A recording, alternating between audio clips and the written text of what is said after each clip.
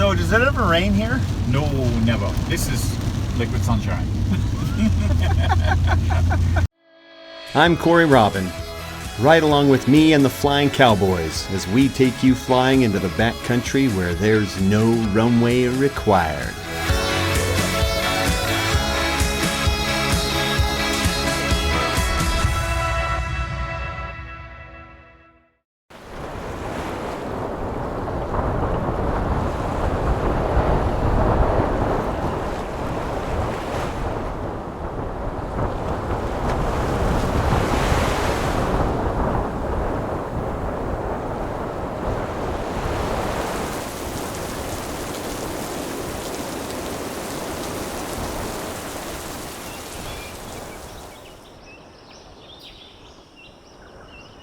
We're at the Laughing Bird Apartments here in Governor's Harbor.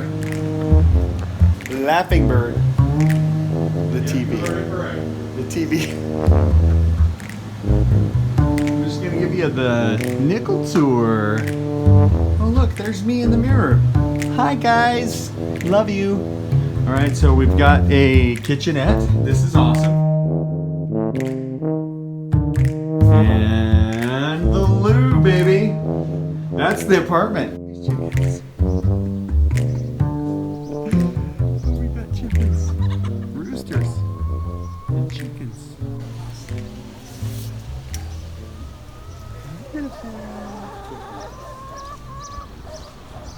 The storm we beat into Governor's Harbor. Good morning, everybody. Number 371 Romeo Juliet, NASA radio. 1 Romeo Juliet. Roger, flight plan information, roger, activation, contact NASA, approach at 121.0. 121.0 for 371 Romeo Juliet. So we just activated our VFR flight plan to Nassau this morning. As you can see, we're in between a couple of different cloud layers and an overcast layer that's probably at about 7,000 feet or so. We're cruising along at 4,500 feet. Look how blue the water is down there. It's so absolutely spectacular. We're about halfway across our about 80-mile water crossing. Absolutely no islands or anything in between us and Nassau. Just cruising along, having a great flight this morning. It's about 9 o'clock a.m. local time. All right, we're making our final approach into Nassau, and we're seeing all these little sandbar islands out in the middle of the ocean. And we wish we weren't on like an approach. Beauty, beauty, beauty, beauty. Love it. There you are. Hi, Dooley. He wasn't kidding when he said he came up on my 5. It shocked me a little bit.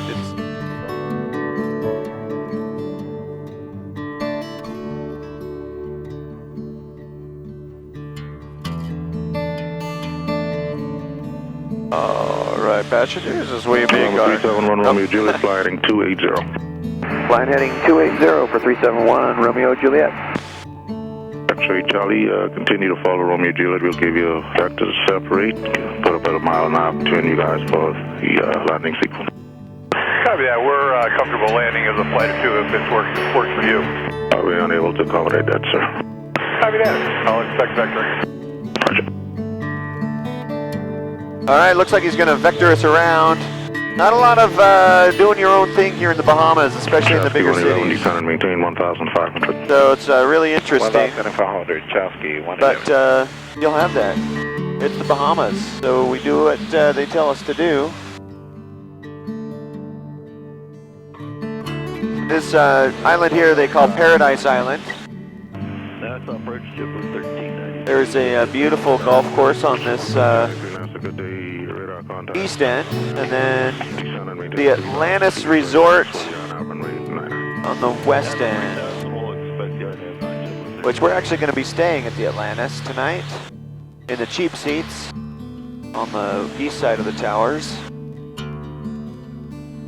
We just got a really good deal there, so we figured why not. We'll go play in the water park a little bit and get some footage for you guys.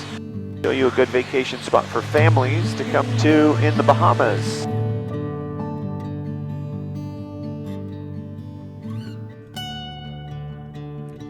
All right, so there's the Atlantis Resort. Just for sequencing runway 9. And we'll be there in a couple hours to check into the hotel. Bahamas 222, reduce speed to 170. Play in the lazy river and the water park over there. Maybe go do a dolphin swim.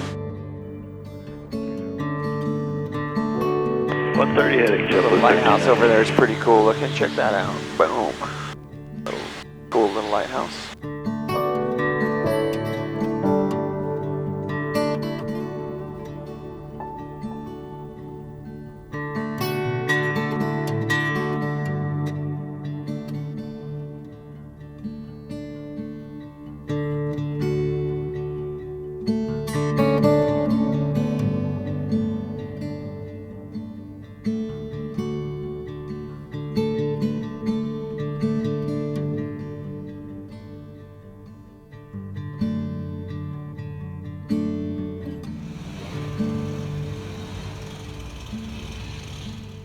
That's the prime minister right there.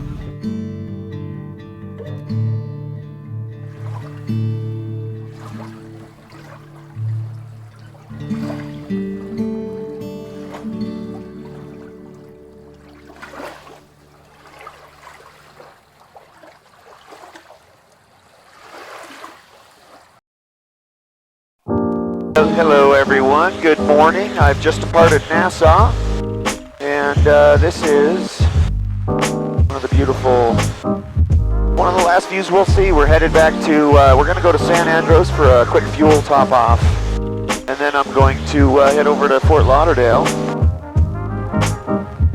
And the weather is beautiful for the flight today, so I'm enjoying it. Departure out of Nassau. Had a fun couple of days over there. Got a lot of good business meetings completed, and headed back home finally. It's been an awesome trip. Did our last view there of Nassau before you go.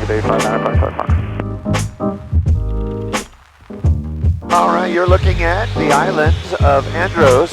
We're making our approach into the San Andreas airport here in the Bahamas. A quick fuel stop. I've got to pay my customs departure fee here in the Bahamas and activate my United States flight plan. Northwest of traffic. Just absolutely beautiful over here. A lot of reef. Lots of reef here at San Andreas. And just gorgeous.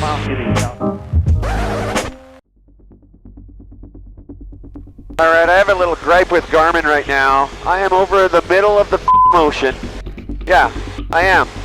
I've got a long water crossing, and Garmin, without provocation, without prompting me whether or not it's okay, it starts a GPS update, a firmware update.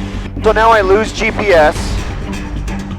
I lose, that's just ridiculous. Why in the is Garmin doing a GPS firmware update right in the middle of a flight without prompting? They need to just say, okay, yeah, I'll do it later. I'll do it in a few minutes when I can see land. I can't see land. There's no land anywhere. So now here I am flying without my primary navigation instrument. I don't have VORs, so now I'm working with ForeFlight on my cell phone to navigate across the ocean. Garmin, what the We are about a third of the way across the big water crossing. I should be able to see the Bimini Islands off my nose soon. I don't see them yet. All I see is water and clouds. So, yeah, a little nerve-wracking. Got the life vest on, just checking all my systems. I just am a little nervous about these things. The airplane doesn't know it's over water, only I do. And I've flown it across the country 4 times since I bought it. 5 times since I bought it, if you include the half on this trip. But you can see the water's very shallow, but enough to drown in. And lots of sharks down there. So this next hour can't come soon enough. Get it in my rear view mirror so I can relax a little bit, clear customs, drink some water. Oh man. So yeah, I've got an hour and 9 minutes until I reach Fort Lauderdale. Waypoint 6. Alright, just checking in. There's Bimini. Everyone is 88, descend a pause, cushion maintain 14,000. Right off the nose. PD down to 14,000. It's a small little island, but it looks really fun. Maybe I should stop. Alrighty, say goodbye to Bimini. It is pretty cool looking down there. Cushion United 1454, contact Miami Center on It's off my left wing, looking to the southwest, and on my right wing. Like some beautiful stuff going on down there at Bimini. Wonderful. It's like a big dredged out area for cruise ships and stuff to dock. You see the watercolor is blue, bluer than the surrounding watercolor, which means the water's deeper. So that's pretty cool. There we go. About a half an hour left in the water crossing. Oh man, let's get this done. One of the things I'd like to point out contact Miami Center 126.3 is situational awareness over the water. You've got little awesome things like ships in the water. So if something happens, like you lose an engine, you know, head for the path of one of those ships, and hopefully they see you as you go down. And maybe the air traffic control or maritime services or whoever can notify them that you've gone down, or whatever the case may be. Hopefully they're from a friendly country. But yeah, you know, I see a lot of boat traffic. Not so much on this side of the airplane right now. It looks like I just passed into the ADIZ, and so that's fun. A couple of ships off there, keeping an eye on everything as I cross. Got another 30 minutes still. Stand by, Michelle.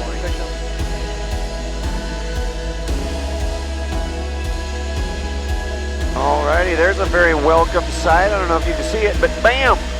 Land ho. Miami, That's Florida.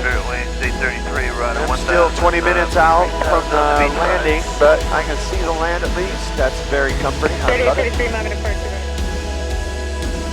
just have a couple of minutes here real quick to video the shoreline. And just coming up on Fort Lauderdale.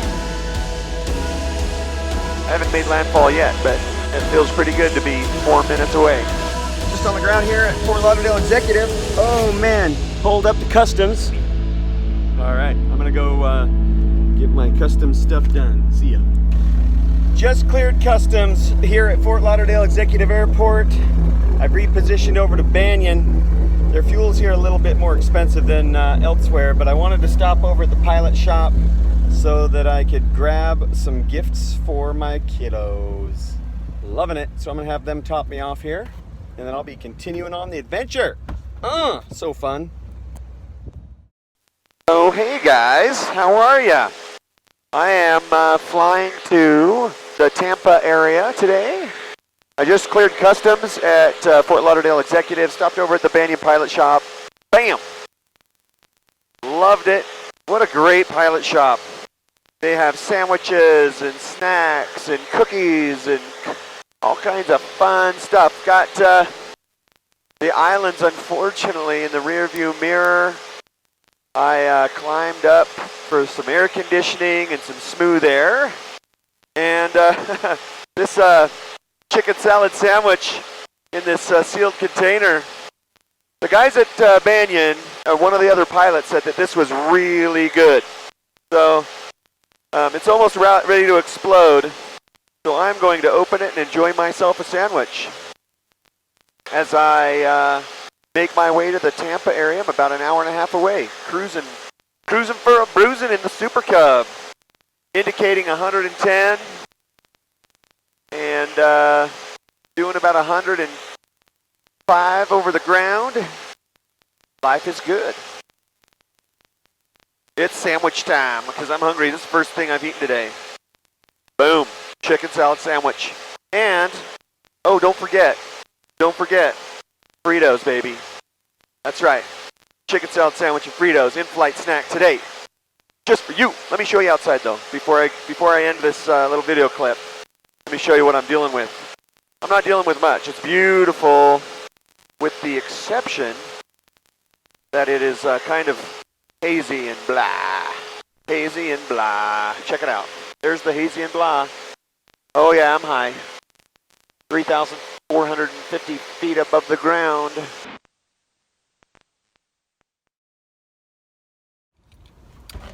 So, what an adventure.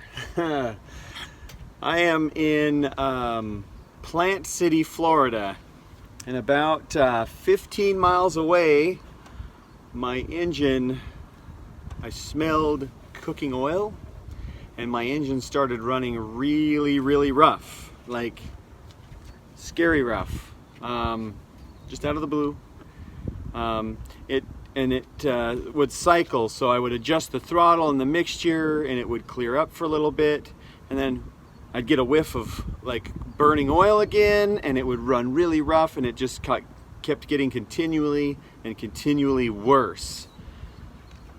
I obviously hit nearest on the GPS and got this thing on the ground. It was still running, however I was about 5,000 feet high, so I, at a lower RPM, the engine seemed to run smoother, and I pretty much was within gliding distance to this airport, so I just basically put it at idle and leaned the mixture, because I thought it might have been a mixture issue. It really didn't seem like it was, but basically landed here at Plant City.